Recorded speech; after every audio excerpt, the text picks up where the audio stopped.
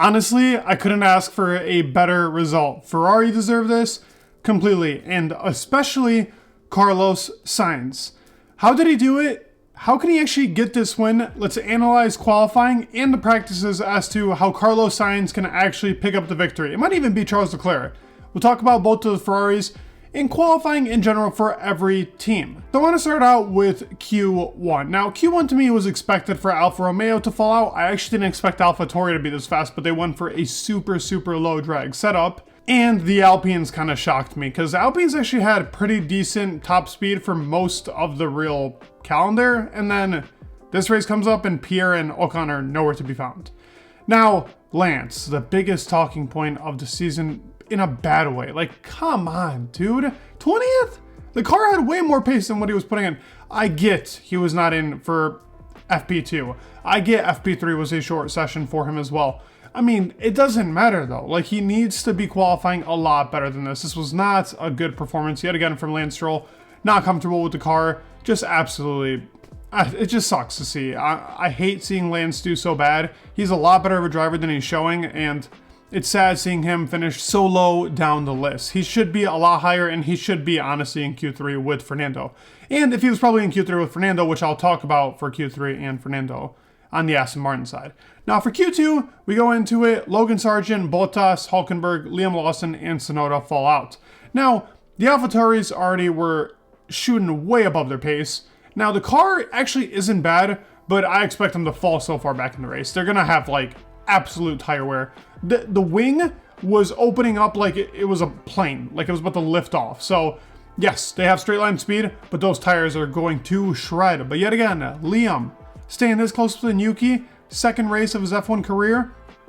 This guy's meant to be an F1. I think Liam Lawson has already showed in these two races, take this how you want, but in these two races, he's already shown a lot more than Nick DeVries did in his 10 races that he was in the sport, and Logan Sargeant so far.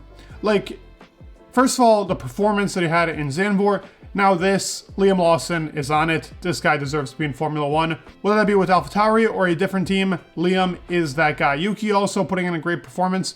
Not to say Yuki wasn't great. Yuki was great. Liam was great. Good job from AlphaTauri getting 11 and 12. Now, points I don't think are a possibility for his team, but let's see. As for Logan Sargeant, now, I mean, I gotta be critical with the guy. He's been in the sport long enough, and with Alex Albon putting the car in what? P6, and arguably could have had it P5, P4 if it wasn't for George and Perez actually putting in decent laps. Perez not really, but George, yes. Alex Albon is getting everything out of this car. Not that Logan's behind. He is very far behind. I mean, 7/10 behind. I get it. He threw himself into the Parabolica trying to make up some insane, like, time right there. So I get as to why he didn't make it through, but he wouldn't have made it through anyways. He was down in the first sector. He had a yellow sector in 1 and in 2. So his second lap with the tires already getting more warmed up with an actual better warming up track, a hotter asphalt, so you have more grip, he doesn't come to perform. Logan has just been behind consistently. Whether it's a good track or not. Now in Zandvoort, he got in Q3. I saluted him for it, thought he did great. I even kind of was like, okay, the crash, whatever, that's all right. Now, I mean, again, he's not performing, so sorry for Logan. I don't know, man. This is not working out. He's really got to step it up, or his real American passion of IndyCar is going to be the next step for him, because right now Formula 1 is not the job for Logan. Even though I want him to succeed so badly. Why would I not want an American driver to succeed? I would love to see Logan actually up there with the big dogs, but he's just not doing it. He's not cutting it. Okay, let's talk into Q3. Let's go over every single team. So first of all, my big surprise was that McLaren was actually quicker than I thought. Now, I mean, they're not going to be that great in race. They also went for super low downforce setup. The tires are not going to be great. Aston Martin is kind of along that same line.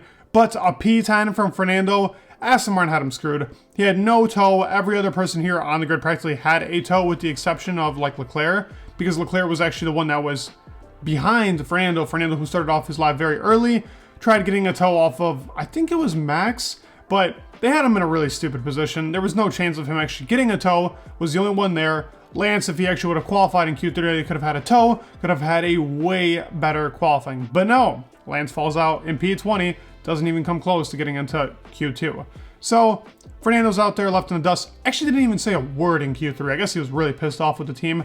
I don't blame him. The car was had potential to be literally 5th or 6th. They were actually good. Last year, Aston Martin's AMR 22, with that crazy rear wing that they had, they were literally F2 car pace. F2 car pace. This year, a lot better, a lot of improvements.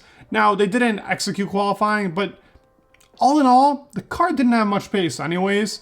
I want to say McLaren's really did the most that they could here in qualifying. I don't know how the race is going to go for them. As I said, I think actually Aston Martin is faster in race pace wise. Looking at the stats and looking at long runs, Aston Martin was actually a very successful team, but so was McLaren. It was super skewed. I don't actually have a proper analysis for you on that. I think the best teams on the long run is still Red Bull, but not by much. That's why I want to talk about Ferrari's strategy to win here. And Albon is just amazing. Like, what can you say about the guy? The guy has been outperforming the car the whole entire year.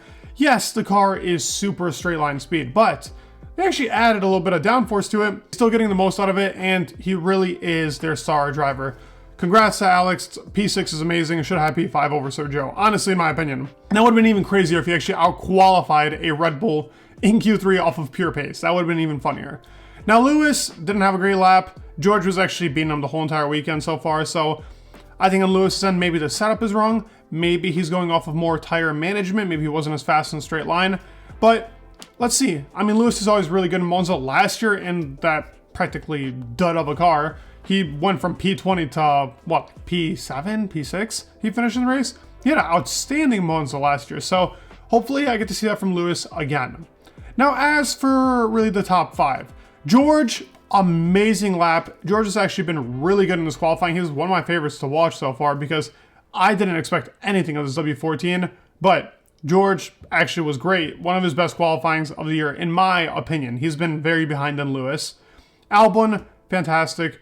Perez, I mean, he put in some okay laps. I mean, one thing, and just like, answer me this, no biasness, even if you love Perez, how was he slower than Max on a lap where Max went into the gravel? Max finished that lap ahead. I just like, when I saw that, I was like, how? Like, are you just that like unconfident in going into the corners?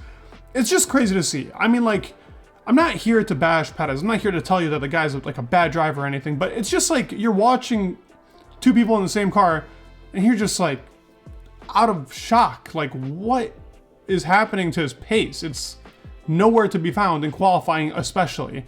Now, Charles Leclerc, Max, and Carlos. Good job, Ferrari. You guys deserve this completely. Went for a super low downforce setup, but it came to play. It came to play. Pole position available.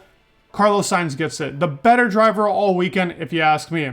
Now, I love Leclerc, but out of the two, Carlos was the one that deserves it. I think he deserves the win, which they can get. Yes, it is not out of the question. Max is going for his 10th, but they can play a strategy here. Now, if Leclerc gets a good start, by the way, P3 is almost ideal for where you want to start with in Monza sometimes. It's a big, long run into turn 1. P2 is the dirtier side. Nobody actually takes that side of the grid. So Max could have a weaker start. If Leclerc can jump Max, they can run a DRS train on Max, and Max will not be able to catch them. Now, if they play the strategy game right, they can also very much succeed off of that as well. So it's got to be a team game. Otherwise, the pace is slightly in Red Bull's favor, but not by much. They're on a low downforce setup as well. It's not like they went for a huge wing and now they went for a compromise as to having the tires and they did worse in qualifying. No, like, they genuinely are behind. This Red Bull actually isn't as fast as we are all predicting right now in Monza, which is shocking. I actually thought they had the pole position kind of locked up here. But Ferrari is quick. This is the one track they put in new power units, so you already know that power unit in the race is going to be beaming it. And Max's power unit is a bit old. So, you know what? The stars are aligning for Ferrari to take the first win, and imagine they do it in Monza. This would be a big banger for the season. It'd be a big banger for Ferrari, but all in all, long run pace is not far off. Ferrari is good, Red Bull is good. You even have Mercedes, McLaren, and Aston Martin all very good in long run pace. It could be a very interesting race. Monza always kind of delivers. Last year wasn't great, but every year before that, for like, what, the past 6 years, we have different winners. So Monza tends to deliver a pretty good race, and I'm excited to what it brings. Let's go Ferrari. I'm your biggest fan for this entire weekend.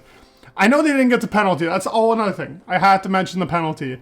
I mean, they said nobody can do this. Ferrari does it with both drivers, and they're like, oh, failure. Oh, no. They got pole position.